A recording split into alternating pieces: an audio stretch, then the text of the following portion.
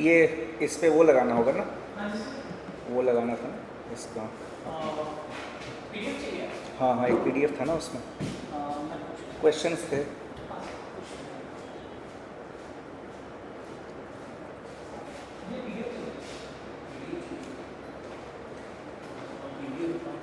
एक होगा सिर्फ क्वेश्चंस अभी नहीं। हाँ, इसी में खाली रख दीजिए।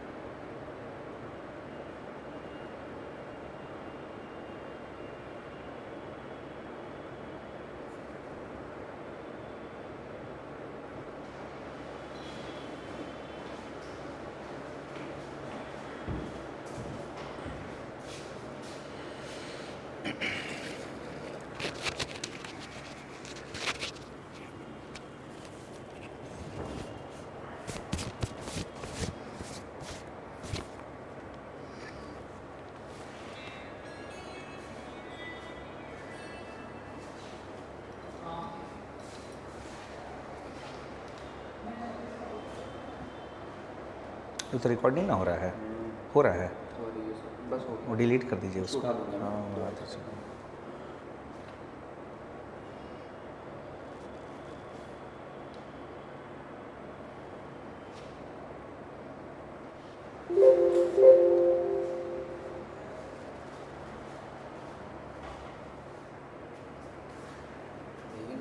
ठीक।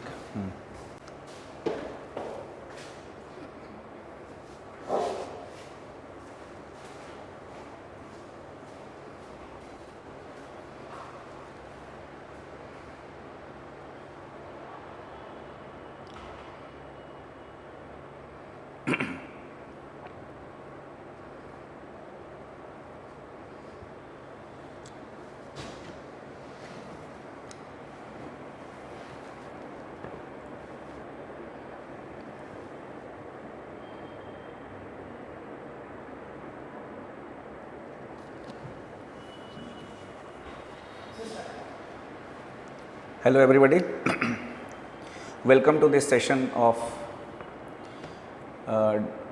discussion on GS paper 2, the polity questions. The questions in this year's main examination, if we analyze, the questions were not very much difficult, but it proved a point that we need to go beyond Lakshmikant if we want to do good in the main examination. So, and basically the students' capacity to do value additions in the classes which are conducted by the teachers like us, that is more important. So, keeping into view those aspects, basically the UPSC had given the questions of polity, and basically the questions were based on textual, that is the planned questions, as well as the current affairs based questions. Now, the first question that was asked with respect to polity was, examine the need for electoral reforms as suggested by various committees with particular reference to 1. election principle. One nation, one election principle. Generally, if you see, examine the need for electoral reforms. So, as suggested by various committees, so when we talk about the electoral reforms which are required, so what is the logic? So, the need for, why there was felt the need for electoral reforms.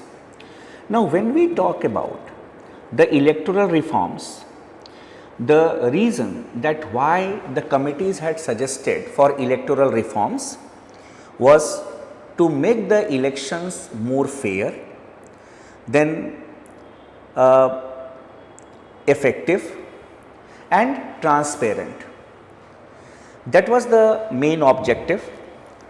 Then the use of money power and muscle power in the elections, that was also in the minds of the heads of the committees or the committees which had looked into the electoral reforms. Then apart from these aspects, another thing that was there in the minds was the mushrooming growth of the political parties. So, there was some general feeling that electoral reforms are required. So the students, first of all, they needed to write that why the need for electoral reforms. Then depending on their idea, that is how far they have remembered the factual things, they had to talk about some of the committees which had given recommendations with respect to electoral reforms, like the Dinesh Goswami committee, which had recommended for state funding of elections. You see, there was no need of writing the recommendations of the committees which have already been accepted, but the recommendations which have not been accepted yet, and we feel that okay, these are the reforms which still are needed, those type of reforms had to be written. So, money power is still a problem, the use of money power is still a problem. So, here what we have seen is that the Dinesh Goswami committee, that is state funding of elections, it had recommended. Some other recommendations it had given, and those recommendations basically they have been followed, they have been implemented. Now, apart from it, the question basically said, with particular reference to one nation, one election principle. One nation, one election principle. You see, even while discussing on some other topics in the classes, we used to say, I always used to use a thumbnail that whatever is spoken by the Prime Minister, it becomes a question of the UPSC examination. So, the Prime Minister was emphasizing on one nation, one election, and after coming to power for the third time, this emphasis was more rigorous, and a committee was set up which was headed by the former president. So, this COVID committee, it had also recommended one nation, one election. Now, here basically we will have to talk about that aspect, that why the COVID committee, it had recommended this one nation, one election principle, what is the benefit of it, and after that, if it happens, then what are the changes that can take place. So, basically when we say one nation, one election principle, there are pros and cons of this aspect also, and various points have been highlighted by the COVID committee, that basically what will happen if there will be one nation, one election.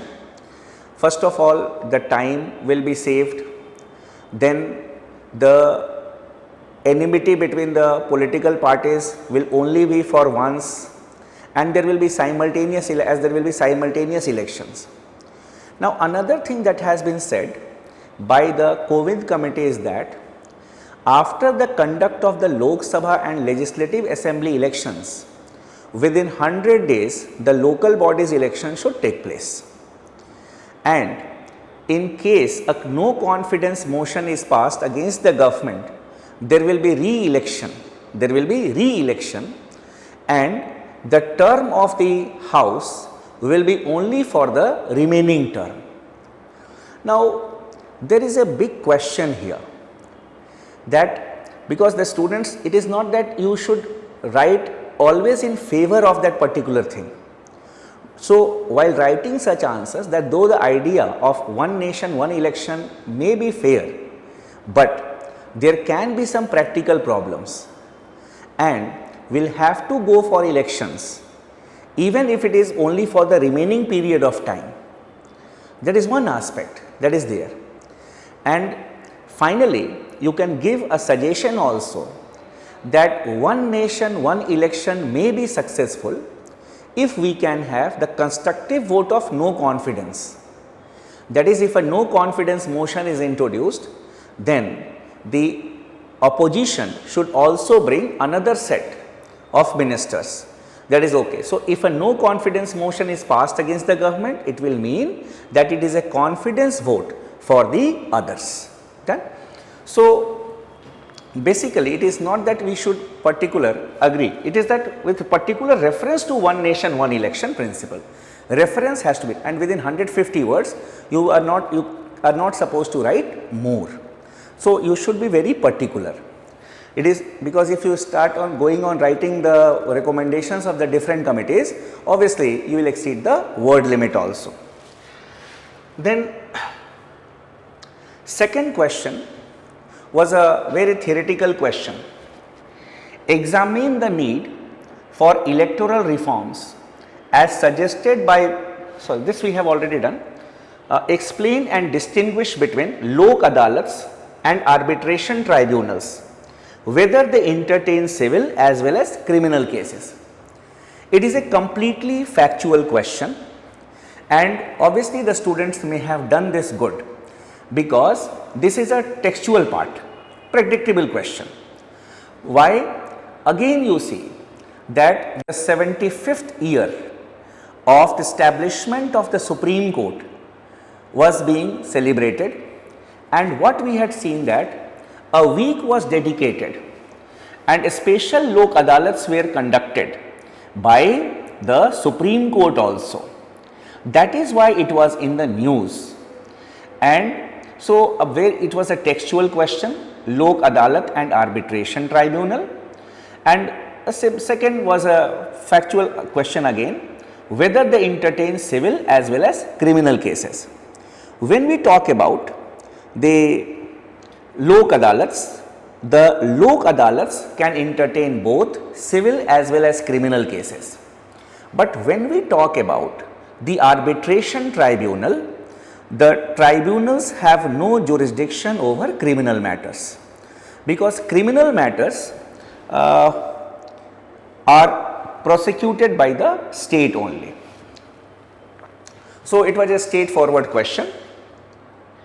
Then third question, the growth of cabinet system has practically resulted in the marginalization of the parliamentary supremacy. Elucidate. Now here, when we talk about this question is basically an understanding based question, and when we talk about this cabinet system, this term is used in United Kingdom and in the other countries where we have got the parliamentary system. And basically when we talk about the parliamentary system, in a parliamentary system we all know that the head of the state and head of the government, they are two different persons. And not only this, the head of the government is the real head, that we also know. Here, when we talk about a parliamentary system, here basically the question was related to the growth of cabinet system. has practically resulted in the marginalization of the parliamentary supremacy.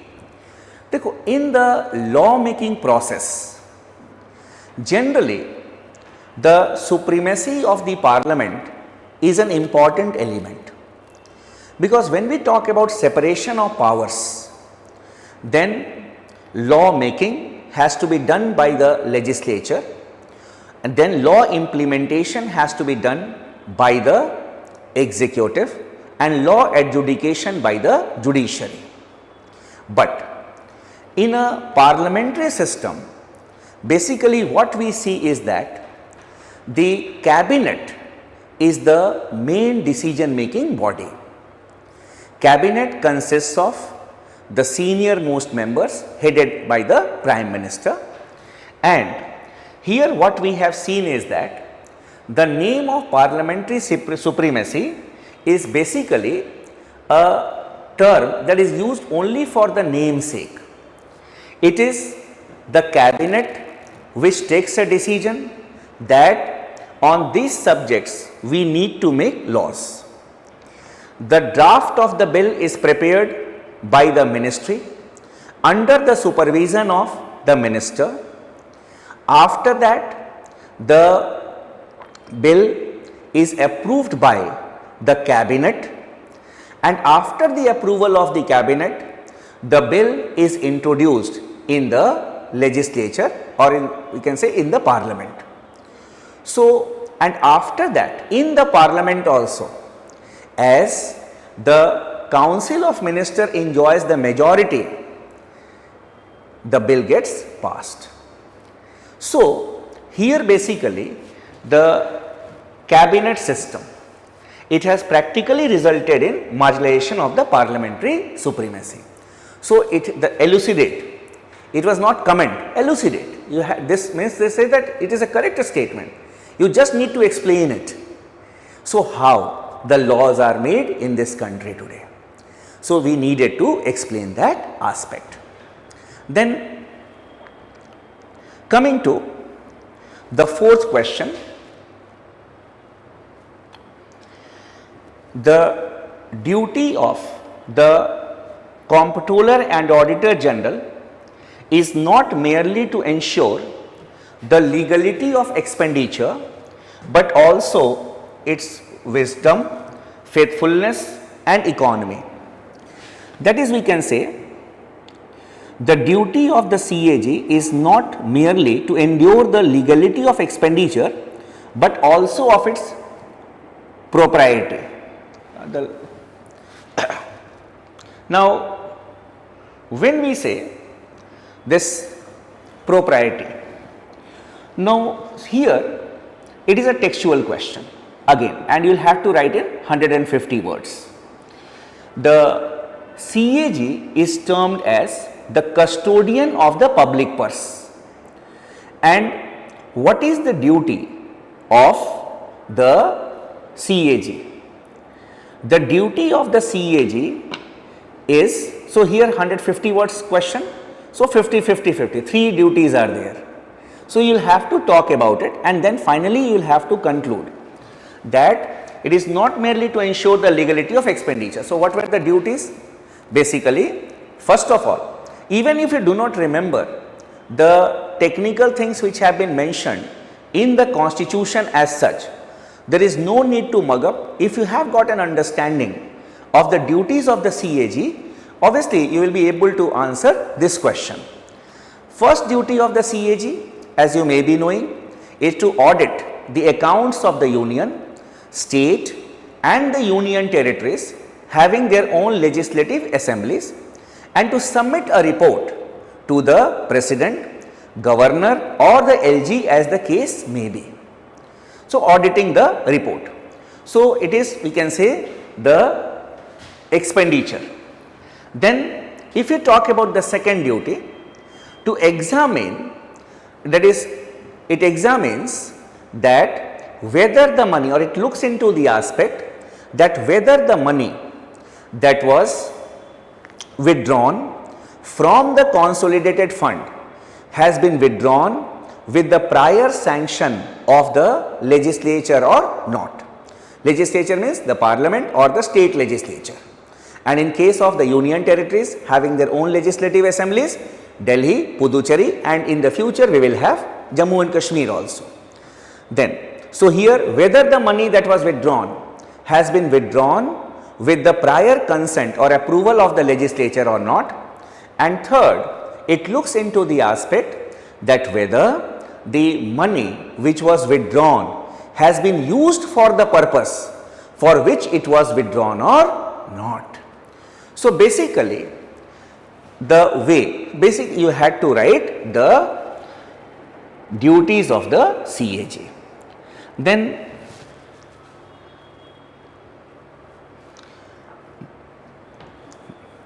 the next question was, analyze the role of the local bodies in providing good governance at local level and bring out the pros and cons,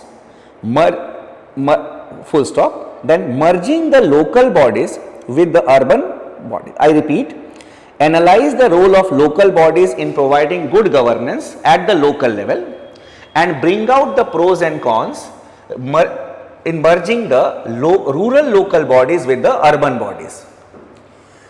Now you see that this question basically has got two parts.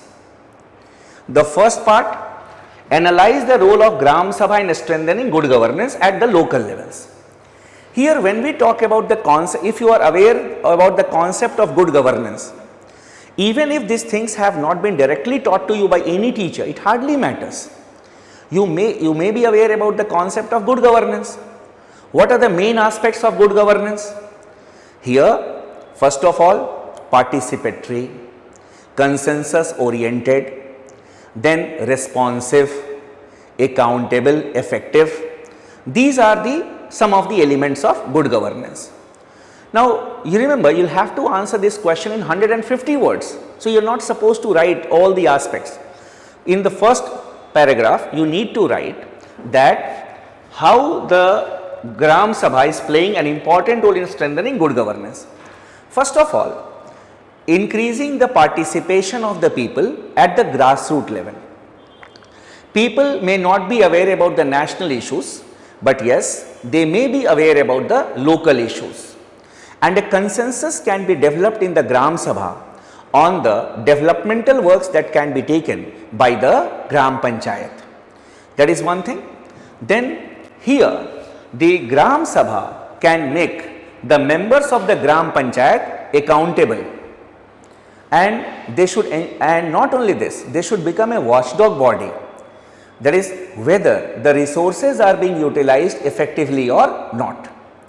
So here the first part, 70-75 words you have written. Then bring out the pros and cons, merging the rural local bodies with the urban bodies. Now this question basically is an unplanned question. The second part is an unplanned question for the examination. And here if you talk about this unplanned question, why this question was asked? This question was asked because in the month of January, the state of Tamil Nadu, what it had done, it had constituted a committee to look into the possibility of merging the urban local bodies with the rural local bodies. And earlier also, we have got the Pune model, in which the Pune Municipal Corporation's jurisdiction was extended to include the rural areas also. Now there are some pros and cons of this. Now when we talk about the pros, there can be a feeling in the minds of people that there can be better infrastructure, there can be better governance. That can be pros. Better infrastructure, that can be there in the minds, pros, people can think about it. But when we talk about the cons, because you will have to write in 70-75 words, because 70-75 words here, 70-75 words here. So when we talk about cons, the cons may be more than the pros here. So here there may be enhanced taxation. Then the Pune model suggests that when we have extended the municipal corporation and to include some rural areas, you will require more funds.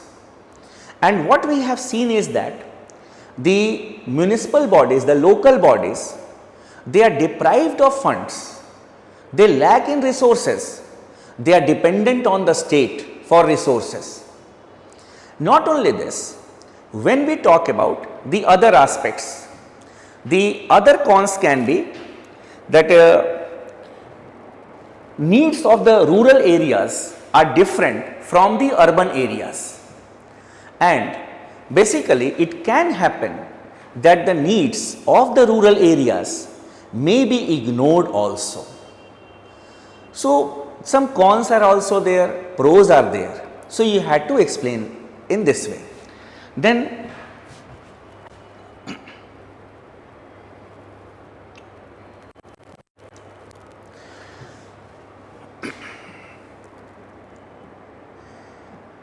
these questions were to be answered in 150 words.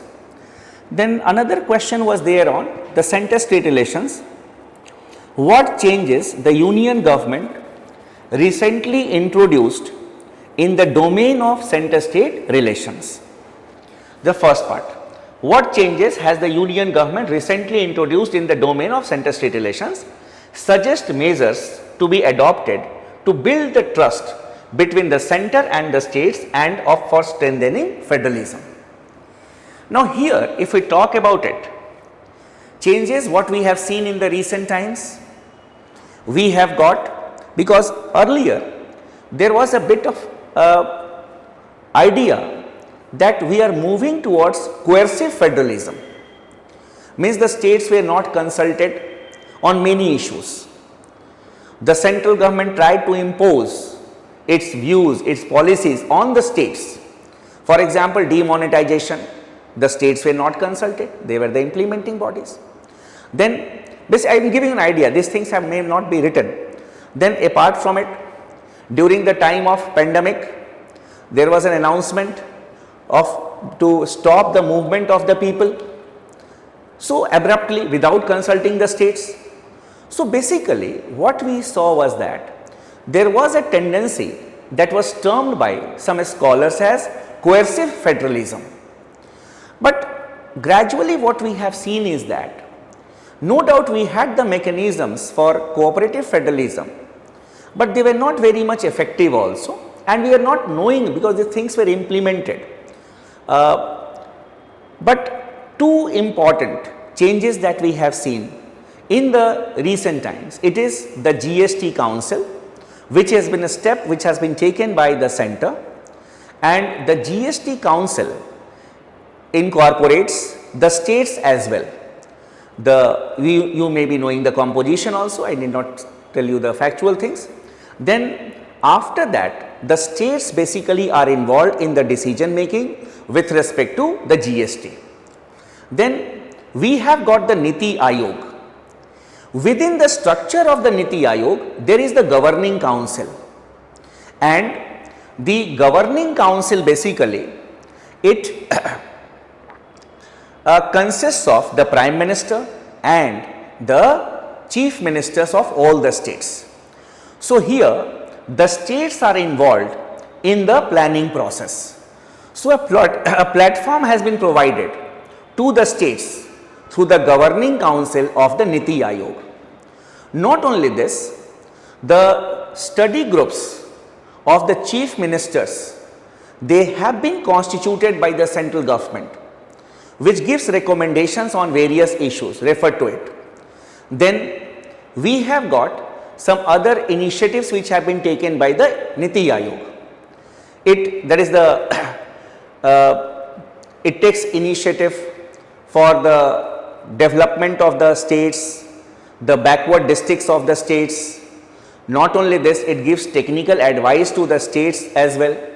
So basically the Niti Aayog and the GST Council, they will be considered as effective institutions for we can say the union government recently has introduced. Then suggest measures to be adopted to build the trust between the center and the states and for strengthening federalism. Basically here in writing this part, we will have to suggest that what are the reforms needed in the center state relations, or what are the, we can say, the steps that are required. Here you may adopt a way, you can talk about the Sarkaria Commission's recommendations, you can talk about the Punchi Commission's recommendations. Just a passing remark. Then general suggestions you can give, first of all, with respect to the role of the governor, because governor's role is one of the most important tension area, or we can say the crucial area where we have seen tension between the center and the states. And the governor's role basically has been questioned, especially in the states where the ruling party is not the same as that of the center. So here the suggestion will be first with respect to the governor's role, that is a politically active person not to be appointed as governor of the state. The recommendation which was given by the Punchi Commission as well as the Sarkaria Commission. Politically active person means a person who has retired from active politics for we can say more than 5 years or 5 years, he can be appointed. Not only this, here one suggestion you can also give, that the judges of the Supreme Court, or we can say anyone holding a constitutional office like the members of Election Commission, members of UPSC, they should also not be appointed as governors, or they should governors just after the completion of their term. Clear? There should be a period of, we can say, a period of cooling phase, we can say, of 5 years, because these aspects put a question mark on the integrity of the person as a judge or holding a constitutional office. Then another recommendation we can give is to strengthen the interstate council. That is, the interstate council mostly exists on pen and paper. It was way back in 1990 that we had seen that constitute or the establishment of interstate council, but the interstate council has met only for 12 times. It was in 2006 the 10th meeting had taken place, then the 11th meeting had taken place in 2016 after a gap of 10 years, and then in 2017, and after that we have not heard about the interstate council meeting. So here you can give suggestion that interstate council's meeting should be regular, there should be a permanent secretariat of the interstate council, and all the issues which are of importance to the state, those issues are to be discussed in the interstate council. So this interstate strengthening of the interstate council, meetings to be held regularly. So governor, interstate council. Then after that you can also suggest that while making a law on a subject in the concurrent list, the states should be consulted, because it is also, we can say, question tension between the center and the states. And then after that you can also suggest that while allocating resources from the consolidated fund of India to the states, the development of the state should be taken into consideration. It is not that it completely depends on the parliament, because this is another tension area between the center and the states, financial relations. And we can say the opposition ruled states, they always complain of stepmotherly treatment with them while allocating the grants in aid. So this aspect has also to be looked into. So here what we see is that another tension area is deployment of the central forces in the states. So the central forces in the states should be deployed not with the consent of the state, but yes, in consultation with the states.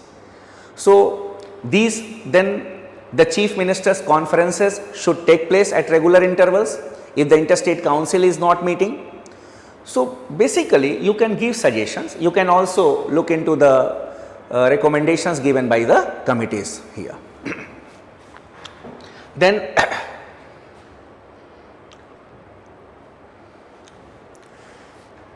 another question that was asked, explain the reasons for the growth of public interest litigation in India, and as a result of it, has the Indian Supreme Court emerged as world's most powerful judiciary? Now here, when we talk about the reasons for the growth of PIL in India, as the name suggests, public interest litigation, you may be knowing that this PIL movement started in the US in the 1960s, and in India it came into full bloom in the 1980s. The PIL is a strategic arm of the legal aid movement which aims to provide justice to the poorest of the poor, the most disadvantaged in the society. Any public minded person can approach the court, including the highest court, that is the Supreme Court, for the benefit of the poorest of the poor, for those sections who because of their socio-economic disabilities cannot go to the court of law. So the cases, the problems of these sections of the society to be taken up by the public minded persons or the organizations, PIL. Now when the PIL was introduced, at that point of time, the cases related to the vulnerable sections of the society, they were generally taken up, and the person who used to file the PILs was not to be in any way, directly or indirectly, an affected party. Public interest litigation, litigation in the interest of the general public. So the cases were taken related to the bonded labor, child labor, women, children, the prisoners, torture in police custody. So it started with this only. But gradually what we have seen is that the nature of the PIL is increasing, and the issues of larger public importance, they are also being taken up through the public interest litigation. And here, explain the reasons for the growth of PILs. So earlier it was only the vulnerable sections, we can say the issues related to the vulnerable sections of the society that was taken into consideration. The cases were filed related to them, but now the issues affecting the general public, the societal problems, they are also being taken up, and the person who may be filing the PIL may be an affected party. The issues are increasing. For example, the earlier issues are still there, but new issues have emerged. You see, criminalization of politics, one can file a PIL on it. Then corruption in public life, then indecent television programs, ragging in educational institutions, basic amenities like drinking water, you can say health, primary health, electricity, infrastructure, you can go to the court. So even for social reforms, one can go to the Supreme Court. And thus what we have seen is that the Supreme Court has emerged as one of the world's most powerful judiciary. And reasons, PIL is one reason. Then when we talk about the Supreme Court has emerged as the world's most powerful judiciary, obviously people have started saying it, that it is the world's most powerful judiciary. Reason is wide jurisdiction of the court. PILs have increased the writ jurisdiction of the court. Then expansive, we can say, understanding of its own powers, and then faith of more than 140 crores people in the judiciary, that is in the Supreme Court. So people basically, they think that the Supreme Court has the answer to the societal problems. So basically what we have seen is that the Supreme Court, yes, it has emerged as the world's most powerful judiciary. Then discuss India as a secular state and compare with the secular principles of the US Constitution. It is a straightforward question, and UPSC has always basically the UPSC is very fond of asking question on secularism. So straightforward question, discuss India as a secular state. So first of all, what type of secularism we have? Our secularism is based on the Gandhian principle of Sarva Dharma Sambhava, and then we have basically to look into the Nehruvian principle also, because Nehruji views on secularism also matters. So first of all, your answer has to be structured. So you need to first talk about the Gandhian view, then the Nehruvian view. Then when we talk about these two views, some scholars are of the opinion that the type of secularism that India has is equal treatment to all the religions. Then after that, in India, secularism has a legal dimension. Some constitutional provisions are also there. So secularism basically, if we talk about the Constitution of India, Article 15, Article 16, then we have got Articles 25 to 28, the right to freedom of religion as fundamental rights. These are there. Then Article 326 provides for universal adult suffrage, right to vote without any discrimination on any grounds. So basically, after talking about the India as a secular state, then compare with the secular principles of the US Constitution. When we talk about US Constitution, in the United States of America, in the Constitution it is mentioned that the Congress shall make no laws respecting an establishment of religion, or prohibiting the free exercise thereof. That is what is mentioned in the US Constitution.